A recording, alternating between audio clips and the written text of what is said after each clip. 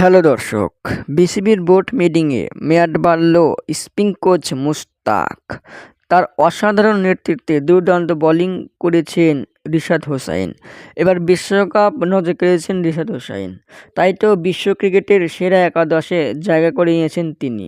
এবার বিশ্বকাপে রিশাদের বোলিং পারফরম্যান্সে বেশ প্রশংসাই করেছেন ভারতের অনিল কুম্বলে থেকে শুরু করে দেশের বিদেশে আরও অনেকে। মুশতাকের অসাধারণ নেতৃত্বে রিশাদ হোসেন এবার বিশ্বকাপে নিয়েছেন 14টি উইকেট। বিশ্বকাপের সেরা বোলারদের মোট উইকেটের দিকে পঞ্চম স্থানে রয়েছেন রিশাদ হোসেন। তাই তো বিসিবির বোর্ড মিটিংয়ে মুশতাকের প্রশংসাই করলেন পাপন, বাড়িয়ে দিলেন তার কোচের দায়িত্বের মেয়াদ। দর্শক, এদিকে হাতুড়ির সাথে মেয়াদ বাড়ায়নি পাপন, তার পারফরমেন্সের তদন্ত কমিটির গঠন করতে চাই, কিন্তু বোর্ড কর্তারা বলছে তাকে হটিয়ে নতুন কোচকে নিয়োগ দিতে। সেক্ষেত্রে হাতুড়ি যদি বাদ পড়েন তাহলে হেড কোচের দায়িত্ব পেতে পারেন সালাউদ্দিন। দর্শক, শান্তদের পারফর্ম নিয়ে প্রশ্ন ওঠে বোর্ড মিটিংয়ে।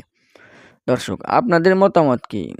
কমেন্টের মাধ্যমে জানিয়ে দিন। কে হতে যাচ্ছে কোচ?